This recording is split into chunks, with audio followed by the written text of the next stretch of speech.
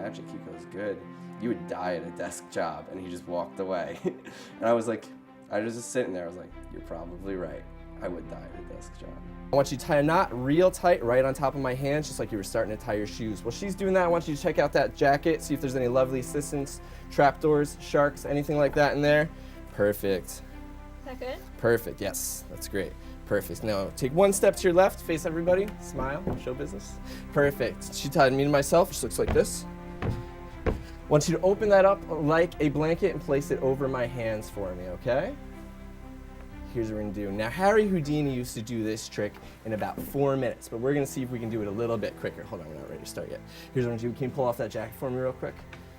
Perfect. Tied me to myself, which looks like that. Here, place it back over my hands for me. So here's what's gonna happen in 1 second. We're gonna place it right over here. We're gonna have you come stand over here, and have you come stand over here, and I'll give you both a big round of applause. Oh man, is this really good? Is this really gonna like amaze somebody? Are people gonna be impressed by this? I want you to pick out a card, any card that you like. If you have a favorite card, you can choose it.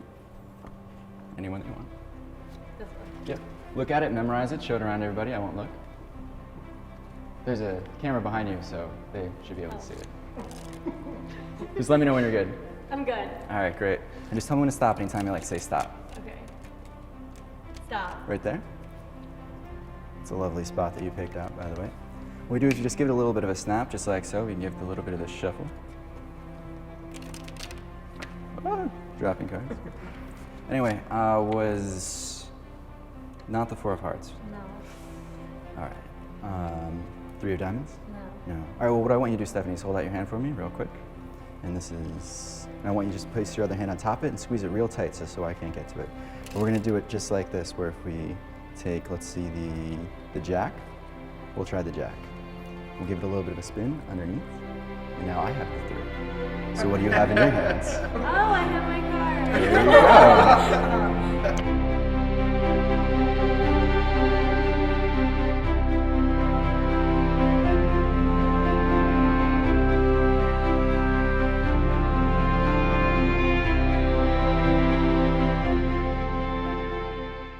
I got interested in magic when I was 8, maybe even a little bit younger. My grandmother bought my brother a magic set, and I got a bead making kit. I promptly stole the magic set and learned all the secrets, and I don't even know what happened to the bead making set. And yeah, from there I went to a magic shop. I saw some magic tricks, and it kind of like blew my mind. And from there I kind of always fell in love with magic. My dad used to go to Las Vegas every year around my birthday for a trade show. And he used to go to this place in Caesar's Palace in the Caesar's Mall. And he used to bring me back a magic trick every year. So I just remember he would usually show me the magic tricks first, and I would just sit there in awe. And I mean, I was like a really little kid at the time. And then I'd always beg him to tell me how he did it. And then he'd show me, and then I would go to school the next day, and I would show all my friends at school. I was like the Chris Angel of kindergarten, so that was pretty cool. You know, I thought I was like Harry Houdini reincarnated when I was a little kid, and so I thought I was an escape artist, and I had my mom tie me to a chair, and she would leave me there, and then one day I got my first concussion because she tied me to a chair and she went to go cook dinner. And I was struggling with the chair, and I tipped the whole chair over. I fell flat on my head and got knocked down unconscious. My grandmother knew that I really liked doing magic, and she said, you know, we're having this Hadassah meeting. You know, you should come and do magic. You know, we'll pay you. And I'm like, Grandma, you don't have to pay me. I'll just come and do magic for you anyway. So she was like, no, we'll pay you. So I went and I did this show for a bunch of senior citizens. It was, you know, one of those things where as soon as you stand up in front of everybody, they go, I can't hear you. But no, it was really great. It was a lot of fun. I think I did some trick where, you know, someone picked a card and then it ended up being on their back, and it was kind of like a comedy thing. I just remember at the end of the show, they gave me this check for $50. And I just looked at it and I'm like, I just got paid to do magic. This is the most amazing thing in the world. Like why are they giving me money to do this? This is like really, really awesome. So yeah, that's kind of what sparked it for me. I think the next day or maybe like next week, I went into every restaurant on the street that was like close to me, the main street, and I said, "Hey, I do magic. Can I come here and do magic?" And then my second real performance was my neighbor down the street hired me to do a magic show for her daughter's birthday party. I think she was turning like 4 or 5, and it probably went pretty horribly. I remember I forgot like half my stuff, and I made my mom go get it, and I did the whole magic show out of a bag, out of like a plastic bag. It probably looks super professional. And I did probably like 25 minutes of magic. I didn't realize then, but I do realize now that more than half of the kids there were autistic. And one of the little girls came up to me and she was talking to me after the magic show. And I didn't realize why her mom was standing behind her crying, but it turns out that she only talks about once a year. And I guess something sparked her in the magic show, and she came up and she talked to me. And so ever since then, it's kind of been like, this is something that's, I guess, a bit more powerful than I am.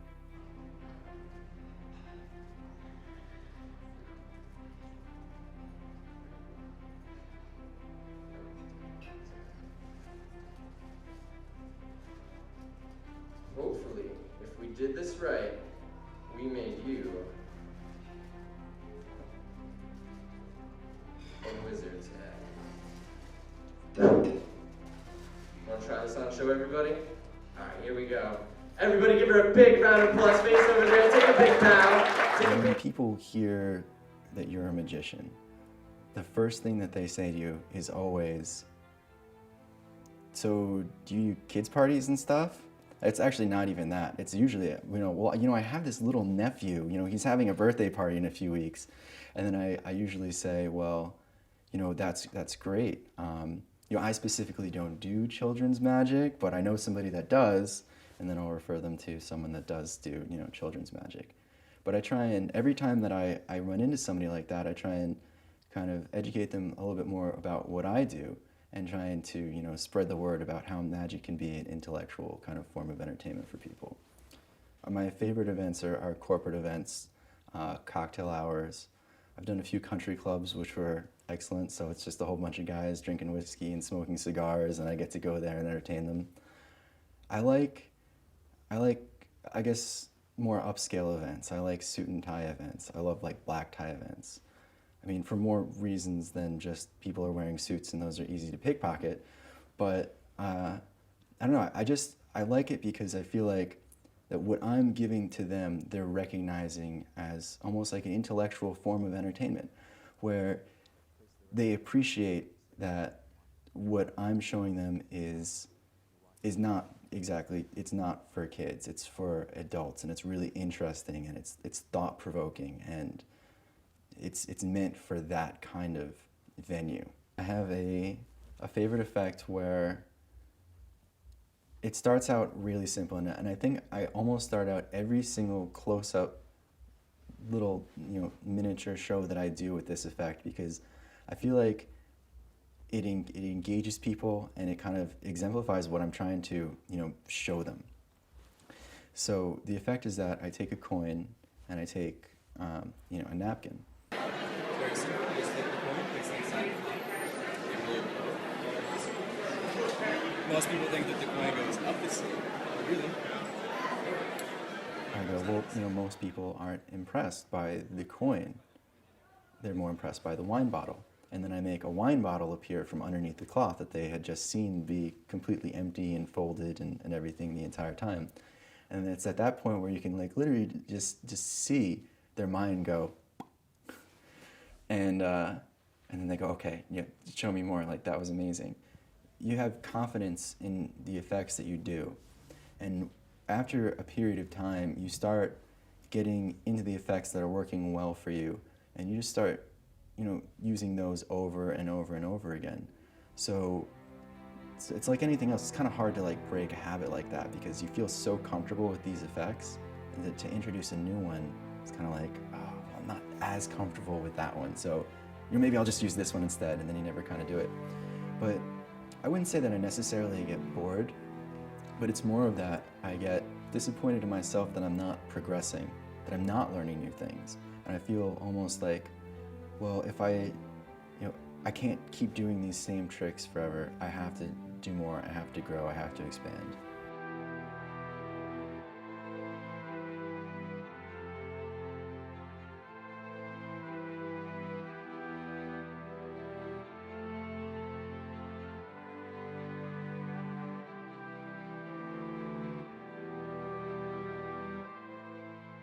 So this is a new trick that I've been working on. I think I'm gonna call it, I'm not sure what I'm gonna call it yet, but I might just call it magic. It's what's for dinner. So everything I do, I try to use a lot of ordinary props in my show, things that are relatable, and it's constantly evolving. It's something I've been working on for years. I mean, I have some of the same tricks I've been doing since I was 13, and some of the tricks I got yesterday, so it's a lot of fun. I've had some really bad shows too, though. I did a show one time. One of my big tricks is that I make a signed $100 bill disappear, and then it's supposed to reappear inside of an orange at the end of the show.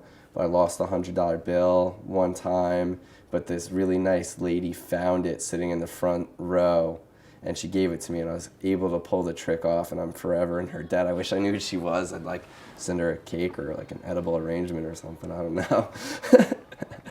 When you are putting up your own show, you need to, find a venue. That is a really important part, and you need to find a place that you can afford. The one place I really wanted to open up a show was $5,000 a night, which is way out of my budget. But you need to find a venue that you can afford, but you also have to keep in mind that you need to promote the show properly. And like I've said, I've had shows that are really discouraging that I have been promoting myself where only 2 people show up or something like that. So I'd like to, do some more advertising and stuff like that, try to advertise a lot better. So you need to find a venue, advertise, get everybody you know to show up, and try to keep it going. Watch, you're not gonna believe this. It's gonna float.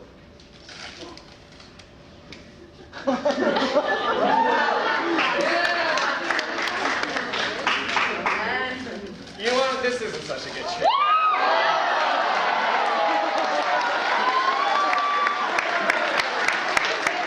I try and do a little bit of online marketing. I use a few booking websites that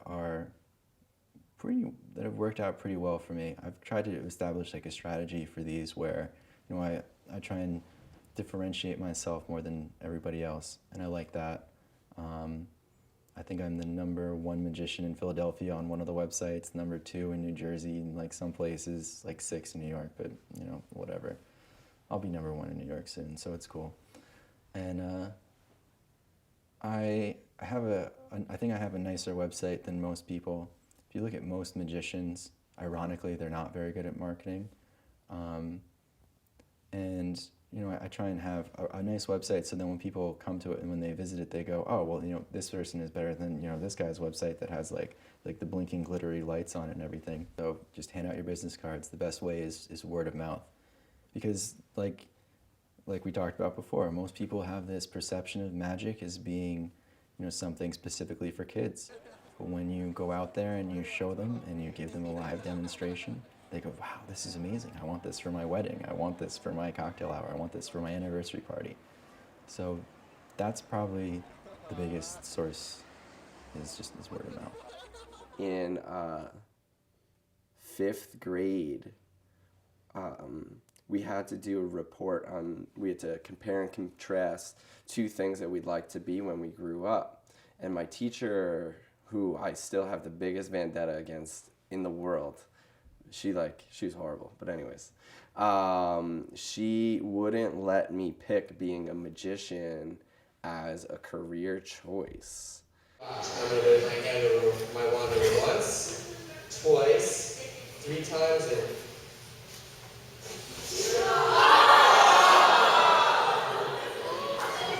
my mom hates that. The reason I went to Montclair is because on the brochure it said that they had a magic club. And that's why I went, which is an excellent reason to go to a school. And there was a magic club on campus, and I think at that time I was the president of the magic club, I believe. My first day there, they had like a club fair, and the magic club was not at the club fair. They did not have a booth up because it turns out that there was only 4 members, which I don't think that you're even allowed to have a club of 4 members. And I tracked down Sam Gurman. He'd come to me at my office at the school newspaper, and he said, hey, I heard about you. I heard that you're a magician. And I'm like, yeah, you do magic too? He's like, yeah, I do some stuff. And I'm like, all right, cool, show me something. I showed him a trick, and I fried his mind and how he thought. Sam's an excellent, excellent magician. He knows probably so much more magic than I do. So he does something really simple, and he goes, all right, pick any card that you want. And I picked it, and he goes, okay, put it back in the deck. And I go, okay. And then he goes, you were thinking of the 6 of hearts. And Sam didn't realize that I used a gimmick deck right in front of his face. Like, and he goes, that was like the easiest trick in the world. And it turns out the way that he did it was like something that like I learned when I was in kindergarten, but he just did it just because like he was trying to make a statement more that, this is the magic that I do. Like I do like comedy magic, and this is. So I guess he appreciates the ballsiness of it to this day. I mean, I totally thought he was like the most awesome magician to work with and brainstorm with and come up with things. So.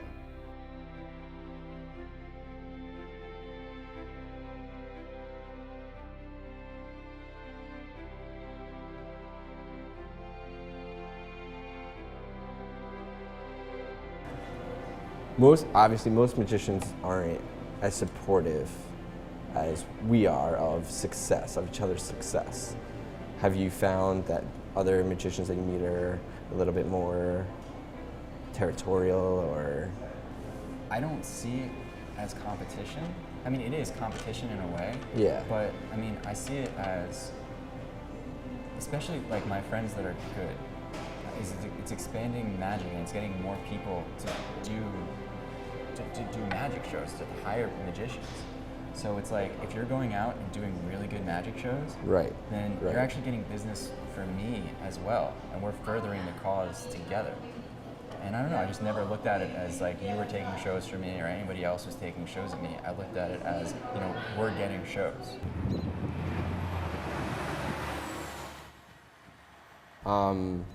So while we were your junior year, your senior year, my junior year Yeah. of college, we decided that we were going to start up a show about 10 minutes away from here at a restaurant who had a private room in the back called Pianos.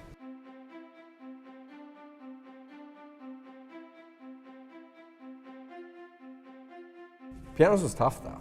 It was. I mean, originally, I thought about pianos as a way to kind of get ourselves out there and to have a show.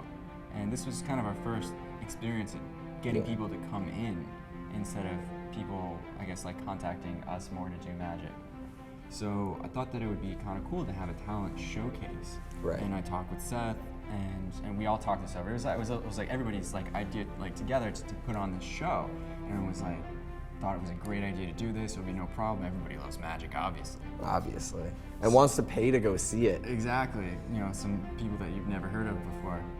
So we got this together, and it turned out for most of the shows, even with the massive amount of firing that we did, we ended up only getting like friends and family for the most part to go, and a few random strangers kind of coming. Yeah, it was tough. But it was still a lot of fun and a great learning experience for us. I would do it again. I mean, we have been talking about doing it again. I mean, now I feel like my life is slowing down a little bit. Like I graduated from grad school, and I was, ridiculously busy. I moved back to New Jersey, got a new job, started doing magic a lot more. But now that I'm more in this routine, I want to start, you know, going back over some of the case studies that I went over when I was getting my marketing degree. And I want to go over some of the literature that I read, you know, involving the psychology of magic and why, you know, people are doing the things that they do, reacting the way that they react to certain effects. And I want to see if I can, you know, I guess, integrate those two into ideas of how to make marketing more effective. So I think I'd like to just I guess more explore that, maybe blog about it, write about it in some way. I've just started to really tap into that. So it's just something that I'd like to explore further. I'm not sure exactly where that's going yet.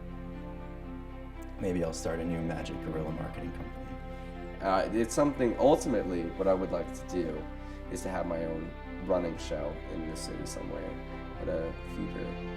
And it's something that I've been trying to do since I guess I was like 19. Every year I've tried to open up my own show somewhere and see how it's going. And it's really, really tough and it gets really discouraging. It's hard to not take it personal when people don't show up. And ultimately, I guess it's, I don't know if it's my fault or not having a big enough advertising budget or whatever it is, but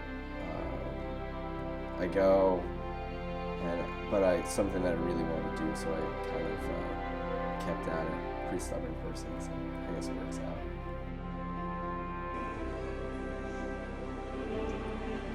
If you look inside there, you should see something that shouldn't be in there. I want you to pull that out for me. If that has your signature on it, everybody's going to give us a ginormous round of applause. Is that your show, everybody?